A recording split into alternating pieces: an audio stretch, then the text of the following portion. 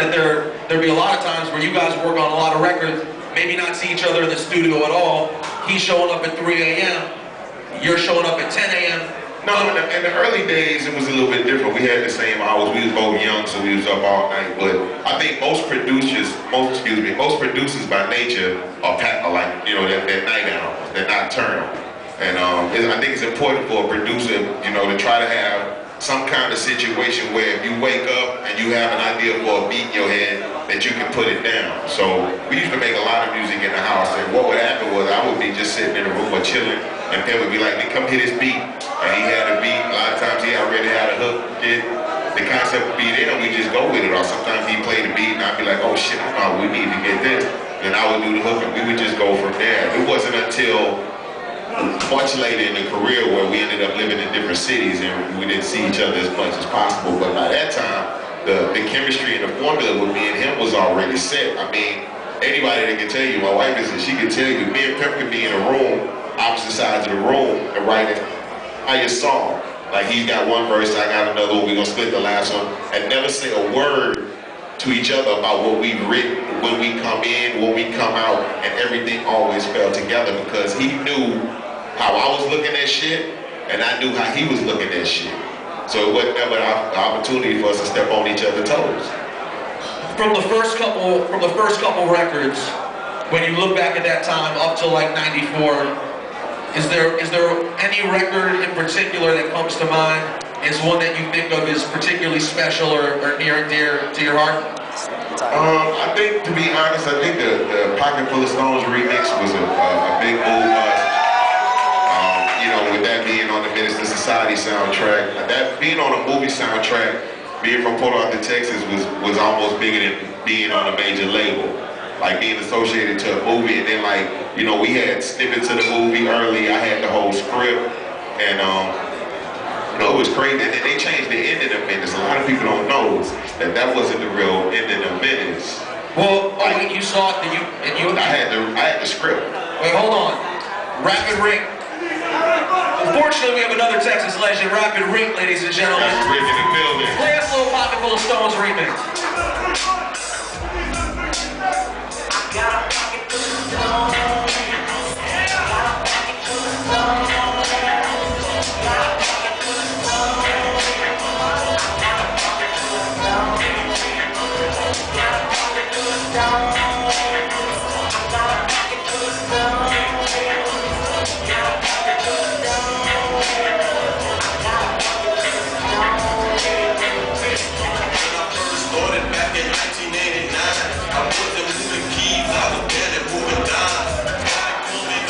I got a pocket full of stones. Remix from the Menace Society soundtrack was the first time I saw your guys' name on an actual CD. Right. I was like, Underground Kings, this sounds like some serious hip-hop shit. Yes, sir.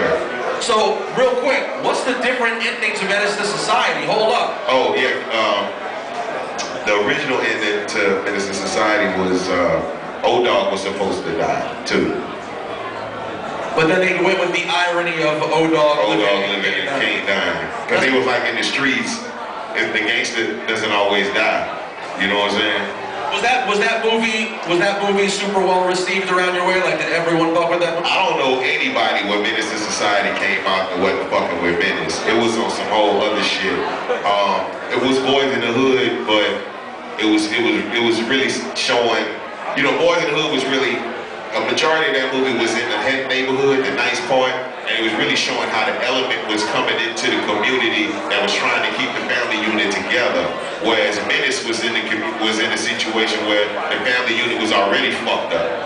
And this is how people deal with the reality of that situation. Well, speaking of which, how fucked up was PA growing up? Just from an economic, social, cultural standpoint. Like, I've never been to PA. Port Arthur is a refinery town. You know what I'm saying? And, you know, for a long time, it really was the only game in town. Like, if you didn't work at the refineries, your family probably didn't make more than $35,000 a year. You know what I'm saying? So when we were young, that's what they just wanted everybody to go to school, get a job at the refineries. You know. But I didn't want to live my whole life in that town. Then I wanted to go to Houston and, you know, where the big mall was and go see shit I saw on TV. But at the same time, it's a lot of love, and people got a lot of open arms in Port Arthur, you know what I'm saying? So you can really get used to just chilling at home, you know, but you gotta want to go out and see some shit, you know? All right, in a little bit, we're gonna take it past PA. We're gonna find out a lot, but I have a lot of questions about, I mean, this dude right here is arguably one of the most prolific rappers in the history of the game. I can't think of anyone who's worked with more important artists than you have. I'm sure if you took some time you could, but don't take time. I won't now, because I spent the last 3 weeks thinking about it. I don't know that I could, but we'll get to that in a minute. I want to take a quick 5-minute break, have Rapid Rick play a couple of classic UGK joints. You got any requests? He says he has every UGK record of all time. Play Wood Wheel. We're gonna play some classic shit. Play Wood Wheel, goddamn. Shout out to the Cool Kids in the house. Shout out to Evidence in the house. Evidence?